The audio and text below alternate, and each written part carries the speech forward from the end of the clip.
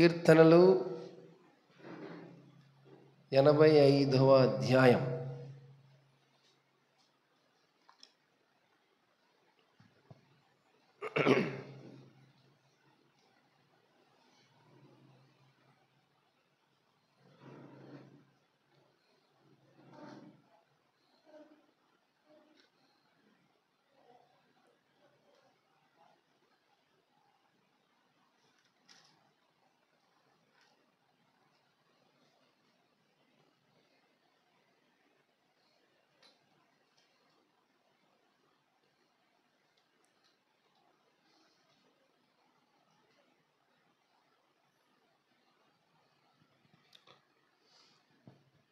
ప్రియమైన దేవుని బిడ్డలారా, ఈ 85వ అధ్యాయం మొత్తం 13 వచనాలు ఉన్నాయి.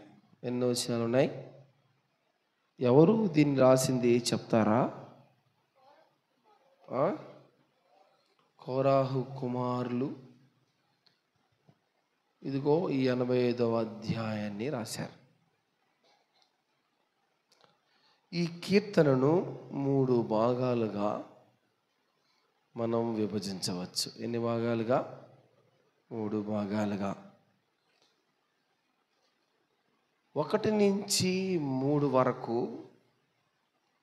దేవుని మంచితనము స్మరణకు తెచ్చుకొనుట. ఈ 1 నుంచి 3 వరకు. 4 నుంచి 8 వరకు దేవుని అనుగ్రహం పొందుట కనిపిస్తుంది. 4 నుంచి 8 వరకు దేవుని అనుగ్రహం. 9 నుంచి 13 వరకు శ్రేష్టమైన ప్రతిఫలం, ఆశీర్వాదాలు కనిపిస్తాయి. ప్రియమైన దేవుని బిడ్డలారా, దేవుడు తన దేశము ఎడల కటాక్షము చూపిస్తున్నాడు అనేది మనం 1 నుంచి 3 వరకు మనకు అర్థమవుతుంది. దేవుని అనుగ్రహాన్ని స్మరణకు తెచ్చుకుంటూ రచయిత ఇలా రాస్తున్నాడు. ఏమని రాస్తున్నాడు? యెహోవా, నీవు నీ దేశము ఎడల కటాక్షము చూపించి ఉన్నావు. చెరకుపోయిన యాకోబు సంతతిని నీవు వెనుకకు రప్పించి ఉన్నావు. నీ ప్రజల దోషమును పరిహరించి ఉన్నావు. వారి పాపమంతా కప్పివేసి ఉన్నావు. నీ ఉగ్రత అంతయు మానవేసి ఉన్నావు. నీ కోపాగ్ని చల్లార్చుకొని ఉన్నావు. ప్రియమైన దేవుని బిడ్డలారా, చూడండి, దేవుడు కరుణ కటాక్షము కలిగిన వాడు. ఇజ్రాయేలు తన కాపుదల క్రింద ఉంచుకుంటున్నాడు ఇజ్రాయేలుని.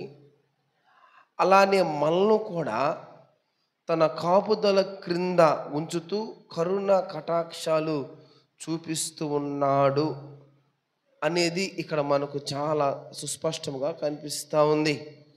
అందుకని అంటాడు ఆయన, చెరకుపోయిన యాకోబు సంతతిని ఏం చేస్తున్నాడంట? ఆయన వెనుకకు రప్పిస్తూ ఉన్నాడు.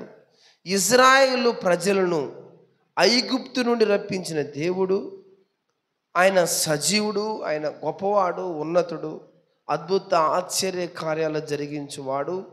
అలానే ఒకప్పుడు లోకములో, ఒకప్పుడు పాపములో ఉన్న నిన్ను నన్ను రక్షించి విడిపించి రాజులైన యాజక సమూహములో మనల్ని చేర్చాడు ఆయన కదా.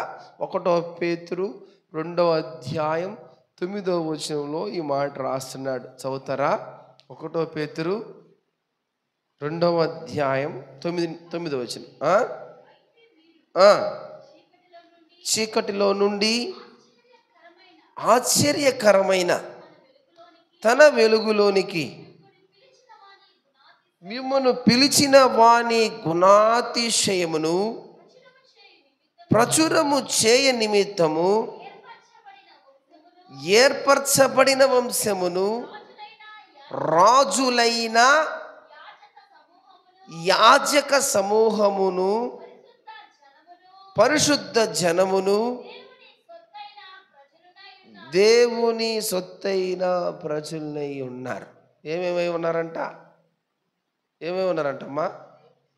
యాజక సమూహమును, ఏర్పరచబడిన వంశము, తర్వాత పరిశుద్ధ జనము, దేవుని సొత్తైన ప్రజగా మీరు వాళ్ళని నియమించారు, ఎన్నుకున్నారు. ఇంతకుముందు వీళ్ళంతా ఎక్కడున్నారు? బానిసత్వంలో ఉన్నారు. ఇదిగో చెరకుపోయిన యాకోబు సంతతిని నీవు వెనుకకు రప్పించి ఉన్నావు.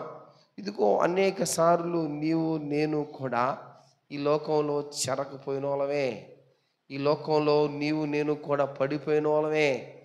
అయినా దేవుడు అంటున్నాడు, ఇదిగో నీ ప్రజల దోషమును అడ 2వ వచనం చదువుతారా? 2వ వచనం చదవండి. నీ ప్రజల దోషమును పరిహరించి ఉన్నావు, వారి పాపమంతా ఏం చేస్తున్నావు? నీవు కప్పివేసి ఉన్నావు. పాపాన్ని కప్పివేసి ఉన్నాడు. మొట్టమొదటగా చెరలోనున్న మనల్ని బయటికి తీసుకొచ్చాడు. చెర అంటే ఏంది? ఈ లోకంలోని పాపం నుంచి ఏం చేశాడంట? మళ్ళీ ఆయన బయటికి తీసుకొని వచ్చి ఏం చేశాడంటే, నీవు నా దోషములను పరిహరించి ఉన్నావు. ఇదిగో ప్రజల దోషములను పరిహరించి ఉన్నాడు, వారి పాపమంతయు కప్పివేసి ఉన్నాడు. అందుకనే కీర్తనకారుడు రాస్తాడు, కీర్తనలో 32వ అధ్యాయం 5వ వచనంలో ఇలా అంటాడు, చదవండి అమ్మా. నా దోషమును కప్పుకొనక నీ ఎదుట నా పాపమును ఒప్పుకొంటిని, యెహోవా సన్నిధిని నా అతిక్రమమును ఒప్పుకొందును అనుకొంటిని, నీవు నా పాప దోషమును ఏం చేశాడంట? ఇప్పుడు చెప్పాల. పాపాన్ని, దోషాన్ని ఏం చేశాడంట? ఆయన పరిహరించి ఉన్నావు. ప్రియమైన దేవుని జనాంగమా, దావీదు పాపం చేసినట్ట లేకపోతే చేయనట్ట? పాపం చేశానని ఒప్పుకుంటున్నాడా లేదా? నేను పాపం చేశానయ్యా, నేను కరెక్ట్గా లేనయ్యా, నా స్థితిగతులు సరిగా లేవయ్యా, నా పరిస్థితులు లేవయ్యా, నేను పాపాన్ని కప్పుకొనక ఏం చేస్తున్నానంట? ఒప్పుకుంటున్నాను నీ దగ్గర. ప్రియమైన క్రైస్తవ విశ్వాసి, ప్రియమైన దేవుని జనాంగమా, దేవుడు చెప్తున్న మాట ఏం తెలుసా? మన పాపాన్ని ఏం చేయాలంటే ఆయన దగ్గర ఒప్పుకోవాలా. ఒప్పుకుంటే ఆయన ఏం చేస్తాడంట? పరిహరిస్తాడట. ఎంత గొప్ప దేవుడు ఆయన! పరిహరిస్తాడట.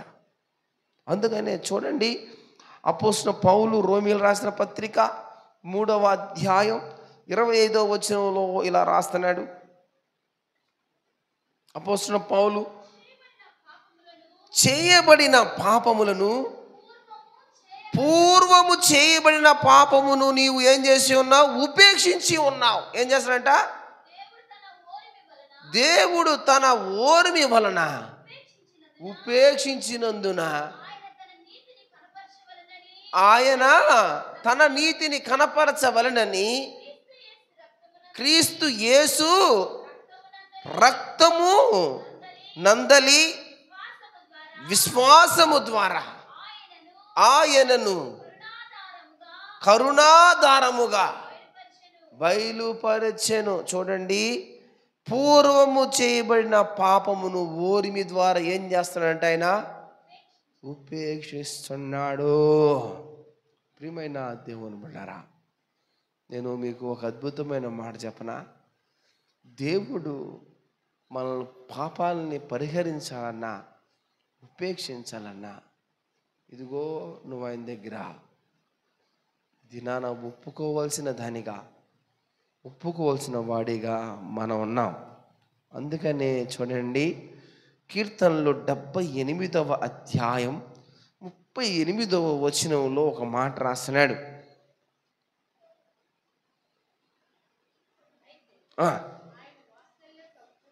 ఆయన వాత్సల్య సంపూర్ణుడై వారిని నశింపచేయక వారి దోషమును పరిహరించువాడు. ప్రియమైన దేవుని బిడ్డలారా, ఆయన్ని ఏ మనిషిని నశింప చేయాలని ఆయనకు ఉండదు. నేను మళ్ళీ చెప్తాను, ఎవరిని నశింప చేయాలని ఉండదు, ఎవరిని విడిచిపెట్టాలని ఉండదు. ఆయన అంటున్నాడు, వారిని నశింప చేయక వారి దోషమును ఏం చేస్తున్నాడంట? పరిహరించువాడు. చాలక పరిహరించువాడు. ప్రియమైన దేవుని బిడ్డలారా, దేవుని దగ్గర అనేక రోజుల నుంచి మనం వస్తున్నాం, కానీ ఇదిగో ఒప్పుకోవాల్సిన ఆయన దగ్గర ఒప్పుకోలేకపోతున్నాం.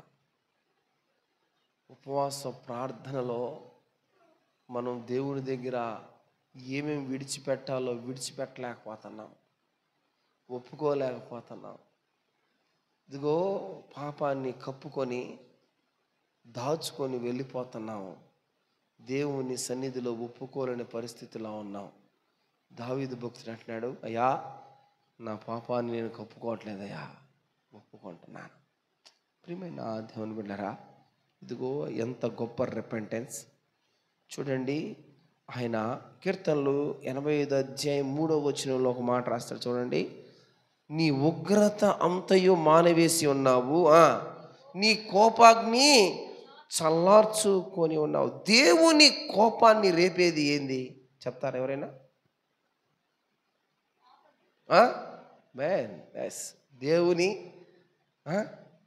దేవుని కోపాన్ని రేపేది ఏంది చెప్తారా? చెప్పండి, పెద్దగా చెప్పాలమ్మా.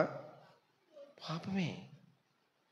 దేవుని కోపాన్ని రేపేది పాపమే. ప్రియమైన దేవుని బిడ్డలారా, అందుకనే నా అనుదిన వాక్యంలో ఒక మాటను మీకు పరిచయం చేయదలుచుకుంటున్నా. 1 తెస్సలోనికీయులకు రాసిన పత్రిక 4వ అధ్యాయం 3వ చదువుతారా? మీరు పరిశుద్ధులగుటయే అనగా మీరు జారత్వానికి దూరంగా ఉండడమే దేవుని చిత్తం. ఇప్పుడు చూడండి, ఇక్కడ భక్తుడు రాస్తున్నాడు ఈ మాట. దేవునికి కోపాన్ని రేపేది ఏదంట? జారత్వం. దేవునికి కోపాన్ని రేపేది ఏదంట? పాపం. ఇదిగో మనిషిని పరిశుద్ధుడుగా దేవుడు చూడాలనుకుంటే మనుషుడి దగ్గర కనపడకుండా ఉండాల్సింది పాపం, జారత్వం. అందుకని అంటాడా, చాలా చక్కగా మాట్లాడతాడు. నేను ఈ వాక్యాన్ని చాలాసేపు దీన్ని ధ్యానించా, చాలాసేపు ఇక్కడ ఆగిపోయా. మీరు పరిశుద్ధులు కావడమే అంటే, పరిశుద్ధులు కావడం అంటే ఏమిటంటే, మీరు అధికముగా ప్రార్థనలు చేయడం కాదు, మీరు అధికముగా దేవుని దగ్గరకు వచ్చి పాటలు పాడడం కాదు, మీరు అధికముగా దేవుని దగ్గరికి వచ్చి గంటల గడిపితే పరిశుద్ధత రాదు, మీరు బలలో చేయి వేసిపోతే పరిశుద్ధత రాదు. ఇదిగో ఈరోజు ఆదివారం మందిరానికి వచ్చి, శుక్రవారాల మందిరానికి వచ్చి, ఇదిగో అక్కడక్కడ కోటాలకు మందిరానికి వచ్చి దేవుని సన్నిధానికి వస్తే మీరు పరిశుద్ధులు గారు, మీరు ఎత్తబడరు. నేను మళ్ళీ చెప్తున్నా, ఇదేందో ఎట్ట మాట్లాడుతున్నామని. దేవునికి కావాల్సింది మనిషి కాడ ఏం కావాలా? పరిశుద్ధత కావాలా. నువ్వు ఎన్ని ఉపవాస ప్రార్థనలు చేసినా పరిశుద్ధత రాదు. నువ్వు ఎంతసేపు దేవుని దగ్గర గడిపినా నీకు పరిశుద్ధ ఆపాదించబడదు. నువ్వు పరిశుద్ధుడు కావాలంటే నీలో ఏం ఉండకూడదట? జారత్వం ఉండకూడదట, పాపం ఉండకూడదట. ప్రియమైన దేవుని వెళ్ళారా, ఇక్కడ అంటున్నాడు దేవుడు, దేవునికి కోపాన్ని రేపేది ఏదైనా ఉందంటే మనిషిలో జారత్వం, వ్యభిచారం, పాపమే. పాపాన్ని బలంగా ఒప్పుకొనకుండా, దేవుని సన్నిధిలో ఒప్పుకొని క్షమాపణ పొందకపోతే దేవుని కోపం మన మీద అదే విధంగా రగులుతా ఉంటుంది. కుటుంబానికంతా అది తగులుతూ ఉంటుంది. పాపాన్ని దేవుని దగ్గర ఒప్పుకోవాల్సిందే. దావీదు భక్తుడు అంటాడు, నేను పాపం చేశాను, నేను నీ దగ్గర ఏం చేస్తున్నాను? ఒప్పుకుంటున్నాను, కప్పుకోవటం లేదయ్యా, ఒప్పుకుంటున్నాను. దేవుని బిడ్డలారా, చూడండి, అందుకనే దేవుని కోపం చల్లార్చుటకై మోషే దేవుని సన్నిధిలో నిలబడెను. చూడండి, కీర్తనలు 106 అధ్యాయం 23వ వచనంలో ఈ మాట రాస్తున్నాడు. టకటక చదవాలి. అప్పుడు ఆయన, నేను వారిని నశింపజేసేదను అనెను. అయితే ఆయన వారిని నశింపచేయకుండునట్లు ఆయన కోపము చల్లార్చుటకై ఆయన ఏర్పరచుకొనిన మోషే ఆయన సన్నిధిని నిలిచి అడ్డుపడెను. యాడ నిల్చున్నాడంట? యాడ నిల్చున్నాడంటమ్మా? సన్నిధిలో నిల్చున్నాడట. ఎవరు పాపం చేస్తే నిల్చున్నాడట? తన ప్రజలు పాపము చేస్తే, ఇదిగో తను నాయకత్వం వహిస్తున్న ప్రజలు పాపం చేస్తే దేవుడు వాళ్ళని చంపేస్తానంటే ఇదిగో నిలబడ్డాడట దేవుని సన్నిధిలో. ప్రియమైన విశ్వాసి, మనము అనేక సార్లు ఆయన దగ్గర నిలబడవలసిన వాళ్ళం కదా, కాదంటారా? అనేక మార్లు ఆయన దగ్గర నిలబడవలసిన వాళ్ళం, ప్రియమైన దేవుని బిడ్డలారా, ఇదిగో అందుకని అంటాడు, ఎందుకు ఆయన దగ్గర అంతగా మనం ఒప్పుకోలు చేసుకోవాలో, ఎందుకు ఆయన దగ్గర అంతగా బ్రతిమాలుకోవాలో తెలుసా? ఎందుకంటే నీ గురించి, నా గురించి ఆయనకి ప్రతిదీ తెలుసు. అందుకని అంటాడు భక్తుడు. చూడండి, కీర్తనలు 90వ అధ్యాయం 7 నుంచి 11 వరకు చదవండి.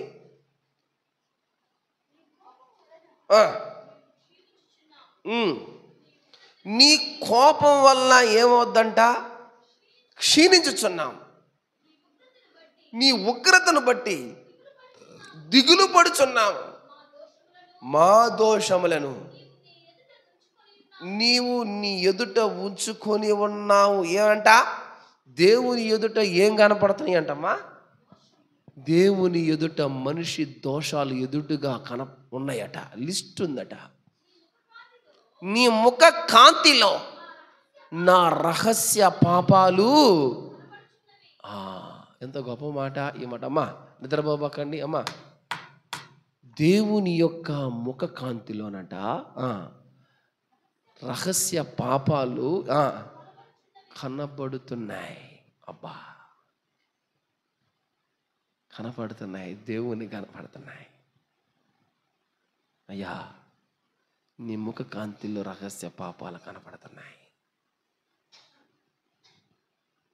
ప్రియమైన దేవుని బిడ్డలారా, ఇదిగో నన్ను క్షమించయ్యా, తెలిసి తెలియక చేసిన పొరపాట్లు నన్ను మన్నించయ్యా. చూడండి, నాకు తెలిసి కావుల్లో ఒక ఆమె భయంకరంగా లోకంలో తిరిగింది. భయంకరంగా. మా నాన్న చెప్పేవాడు, ఆయన మీటింగ్స్ వస్తున్నప్పుడు 12 గంటలకు 1 గంటకి ఆమె ముసుగేసుకొని రోడ్లో కనపడేదట. ఆమెకి పిల్లలు ఉన్నారు, భర్త ఉన్నారు. ఆమె పాపం చేస్తూ ఉంది. ప్రియమైన దేవుని బిడ్డలారా, కుటుంబము ఆమె పాపం చేసి చచ్చిపోయింది. కుటుంబము ఎంత భయంకరమైన పరిస్థితికి వెళ్ళిపోయిందంటే,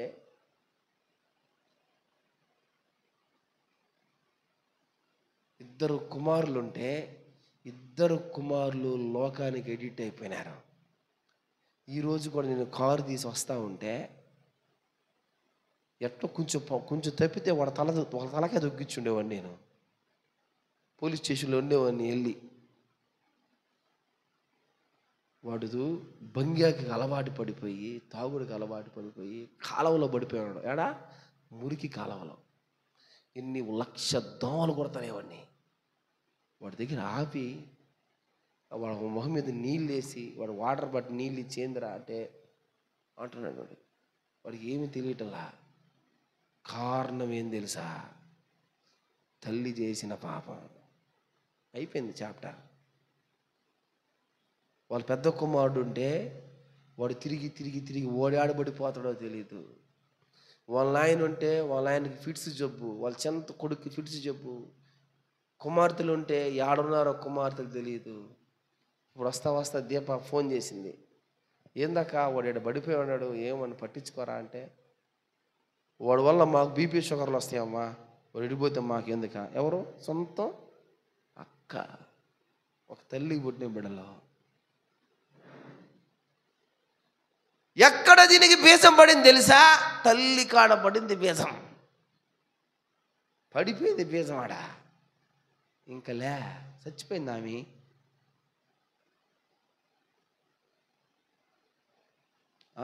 పిల్లకాయలకి అనాథలు అయిపోయినారు.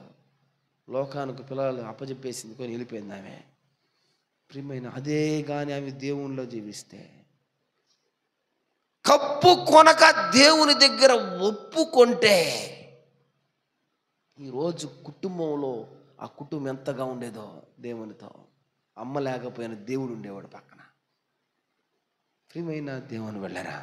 అందుకని అంటున్నాడు, నీ ముఖకాంతిలో మా రహస్య పాపాలు కనపడుతున్నాయి అయ్యా. మేము కప్పుకోము నీ దగ్గర. కప్పుకుంటే రహస్య పాపాలే నువ్వు చూస్తున్నాడు. కప్పుకుంటే అవి దాగుతాయా? అవి దాగేవి కాదు కదయ్యా. ఒప్పుకుంటానయ్యా. ప్రియమైన దేవుని వెళ్ళరా. ప్రియమైన దేవుని జనాంగమా, దేవుడు త్వరలో రాబోతున్నాడు. త్వరలో రాబోతున్నాడు. నేను ఈ మధ్య ఒక పాస్టర్ని అడిగి, అయ్యా మీటింగ్స్ ఉన్నాయి పలానా రోజు ఒకరోజు రండి అంకుల్ అంటే, ప్రణయ్ ప్రభువారు త్వరలో వస్తున్నాడు ప్రణయ్ అన్నాడు. గుండెలు పగిలిపోయినాయి. అయ్యా ఇంకా ఏదైనా ఉంటే కరెక్ట్ చేసుకోవాలా, ఇంకా ఏదైనా ఉంటే సరి చేసుకోవాలా, ఎవరెవరికి డబ్బులు ఏమైనా ఇవ్వాల్సిన ఉన్నాయా, పలానా వాళ్ళకి ఏమైనా ఇవ్వాలి, నేను వాళ్ళు అడగటం లేదని గమ్ముగా ఉండకూడదు, ఇచ్చేయాలా, పలానా లిస్ట్ రాసుకున్నా. ఏమైనా దేవుని వెళ్ళరా. చిన్న చిన్నవి కూడా మన జీవితంలో ఉండడానికిలే అని అంటున్నాడు. మీరు పరిశుద్ధులుగా ఉండాలి అంటే, మీరు పరిశుద్ధత మీకు ఆపాదించబడాలి అంటే, మీరు జారత్వానికి దూరంగా ఉండాలి. దేవుడు ఆయన అద్భుతంగా రాయించాడు బైబిల్ని. అద్భుతం అది. ఆ మాటలు వింటే మనం సరిచేయబడాల్సిందే. మీరు జారత్వం లేకపోతే వాడు పరిశుద్ధతలో ఉన్నట్లా. అంతకు మించిన పాపం లేదంటాడు దేవుడు. ప్రియమైన దేవుని బిడ్డలారా, అందుకని అంటున్నాడు, అయ్యా నీ కోపం చల్లారటికాయ నేను నీ సన్నిధిలో నిలబడి ఉన్నానయ్యా, వాళ్ళని చంపబాకయ్యా. ప్రియమైన దేవుని బిడ్డలారా, ఎవరో తప్పు చేస్తే మోషే సన్నిధిలో ఉంటే ఆ పాపాలు తీసివేస్తే, పాపం చేసినోడే ఆయన సన్నిధిలో ఉంటే తీసేయడా? తీసేస్తాడు. తీసేరా? 100% తీసేస్తాడు. వాళ్ళే వచ్చి ఆయన దగ్గర వేడుకుంటే తీసేయడా? ప్రవక్తను సహితం పక్కన పెట్టినాడు. నినివే ప్రజలు, రాజు కూడా గద్దె దిగొచ్చి, పాపం చేశానయ్యా రొమ్ము కొట్టుకొని, తప్పు చేసావయ్యా రొమ్ము కొట్టుకుంటే, ప్రవక్తను సహితం, ఎవరు ప్రవక్త? యోనాను సహితం ఏం చేసినాడు? పక్కన ఉండవయా చాలుగానే 3 రోజులు తిరిగితే చెప్తే, నువ్వు చెప్పినంత మాత్రాన నేను వాళ్ళని నాశనం చేస్తానా? కుదరదు. వాళ్ళు నా దగ్గరికి రిపెంటెన్స్ అయ్యారు, ఒప్పుకున్నారు, కన్నీరు గారుస్తున్నారు, దుమ్ము పోసుకుంటున్నారు, ఇదిగో బూడిద పోసుకుంటున్నారు, ఏడుస్తున్నారు వాళ్ళు. వాళ్ళ పశువుల మేత తింటల్లా, వాళ్ళ గొర్రెల మందల మేత తింటల్లా, వాళ్ళ చిన్న బిడ్డలకి ఆహారం పెట్టకుండా కూర్చుంటున్నారు. వాళ్ళు కరుణించుకున్నట్టుంటానయ్యా. ప్రియమైన దేవుని బిడ్డలారా, దేవుడే ఇస్తాను, దేవుడే వాళ్ళకి పనిష్మెంట్ చేస్తాను అన్న పరిస్థితుల్లో నుంచి ప్రార్థన బయటికి తీసుకొచ్చేసింది వాళ్ళు ఒప్పుకునే విధానం. ప్రియమైన దేవుని బిడ్డలారా, అందుకని అంటాడు చూడండి, కీర్తనలకు వద్దాం. 85వ అధ్యాయం 4వ వచనంలో ఒక మాట రాస్తున్నాడు, చదవండి. మా రక్షణ కర్తవగు దేవా, మా వైపునకు తిరుగుము. చాలాక.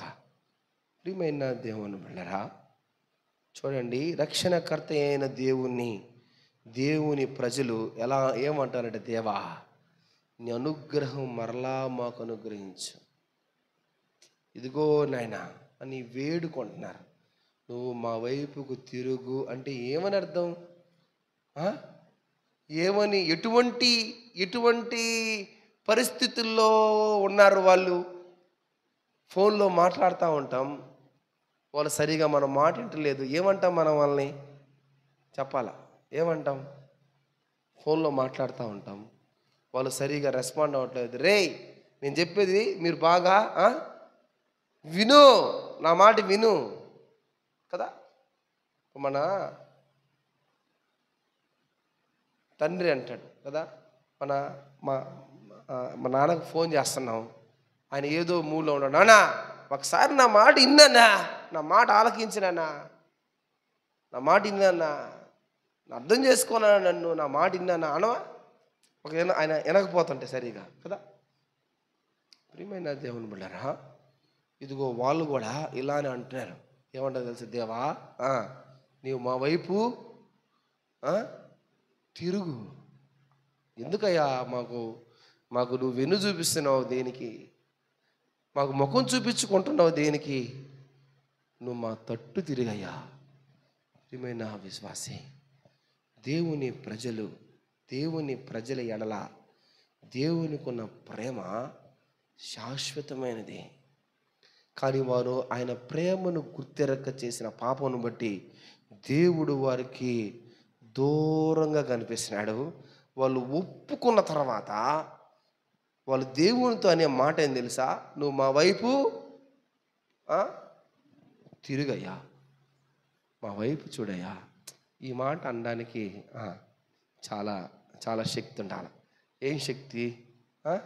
ఆత్మీయమైన శక్తి ఉండాలా ఈ మాట అనడానికి. ఈ మాట దేవుణ్ణి మనం అడుగుతున్నామంటే ఆత్మీయమైన శక్తి చాలా అవసరం. అయ్యా నీ దగ్గర ఒప్పుకున్నాను, నా తట్టు తిరిగయ్యా, నా తట్టు తిరిగయ్యా.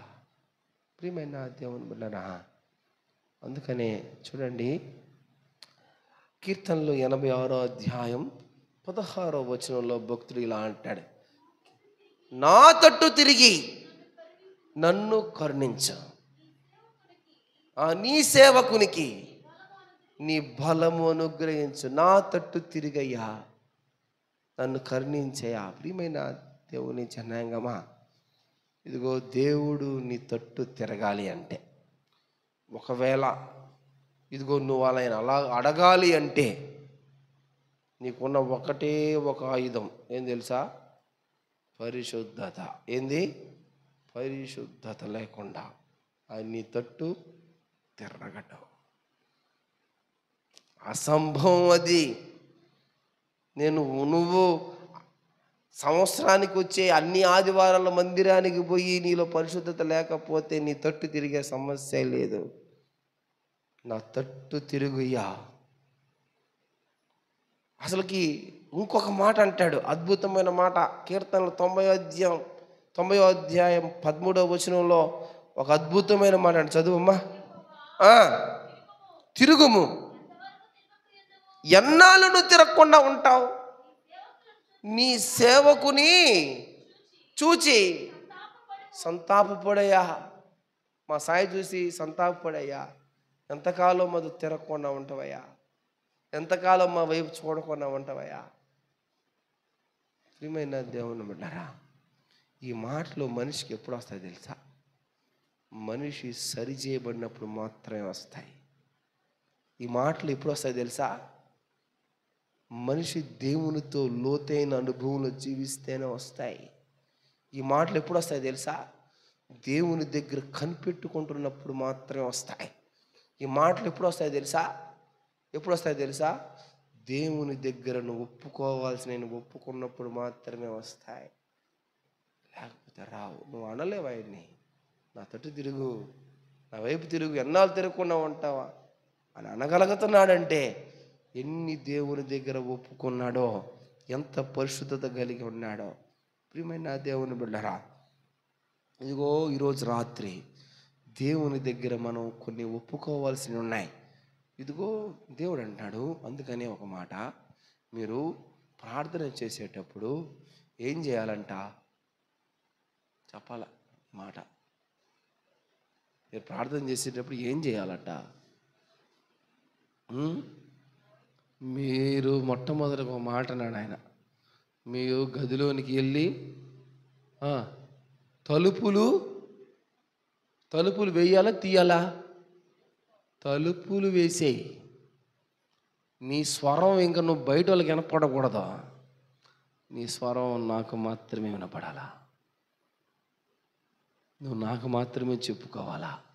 నువ్వు ఏమి చెప్పుకున్నా, నువ్వు ఏమి ఒప్పుకున్నా, నువ్వు నన్ను ఏమి అడిగినా నీకు నాకు మధ్య మాత్రమే జరగాల. కొంతమంది ప్రార్థన చేయమంటే ఇంట్లో ప్రార్థన అంతా సంఘంలో పెడతారు. సంఘంలో చేయాల్సిన ప్రార్థన ఇంట్లో పెడతారు. ఎక్కడ ఏ ప్రార్థన చేయాలో తెలియని పరిస్థితి కదా. నువ్వు నీ రహస్యం ముందు చూచున్న దేవుడికి నీ రహస్యముగా చేస్తున్న పాపాలు ఒప్పుకోవాల్సిందే అమ్మా. అక్కడ పురుగు చావదు, ఏందంట అగ్ని ఆరదు. నువ్వెవరో నేను ఎరగను అంటే ఎంత బాధ. ప్రియమైన దేవుని బిడ్డలారా, ఇదిగో ఇన్నాళ్ళు గుడికొస్తున్న నీవు, గుడికొస్తున్న మిమ్మల్ని, ఇన్నాళ్ళు దేవుని కోసం పనిచేస్తున్న మిమ్మల్ని, ఇన్నాళ్ళు దేవుని కోసం కానుకలు వేస్తున్న మిమ్మల్ని, ఇదిగో ఇన్నాళ్ళు క్రమం తప్పకుండా మందిరానికి వస్తే మిమ్మల్ని ఆఫ్టర్ గాడిని నేనే మీరెవరో నాకు తెలియదండి. మీకు బాధ ఉండదా? ఎవరమ్మా నువ్వు అంటే బాధ ఉండదా? మేనా దేవుని బిడ్డలారా, కానీ దేవుడు నువ్వెవరు నేను ఎరగనంటే ఇంకెంత బాధ. ఒకవేళ నేను అలా అంటే ఈ సంఘం కాకపోతే ఇంకో సంఘానికి వెళ్తాం, ఇబ్బందిలే. కానీ దేవుడే కాదంటే నువ్వు ఎక్కడికి వెళ్ళగలవు? దేవుడే నిన్ను వద్దు అంటే, దేవుడే నిన్ను కాదు అంటే నువ్వు ఎక్కడికి పోగలవు? నీకు ఎవరిస్తారు పరలోకం? నీకు ఎవరిస్తారు రక్షణ? ఎవరిస్తారు నీకు ఆ మహాభాగ్యం? ఎవరు ఇరు కదా. ఇక దేవుడే వద్దన్నదాకా మనం ఒప్పుకోకుండా ఉండకూడదా? అందుకే చూడండి, ఇంకా ఆధ్యాత్మిక లోతుల్లోకి వెళ్ళి ఒక మాట అంటాడు. ఈ మాట చెప్పి నిన్ను ముగిచ్చేస్తాను. టైం అయిపోయింది కదా. చూడండి ఎంత టైం అయింది ఒకసారి. టైం అయిపోయింది. చూడండి, ఇంకొక 5 నిమిషాలు నేను మాట్లాడి ముగిస్తాను. 85వ అధ్యాయం 5వ వచనం చదువుతారా?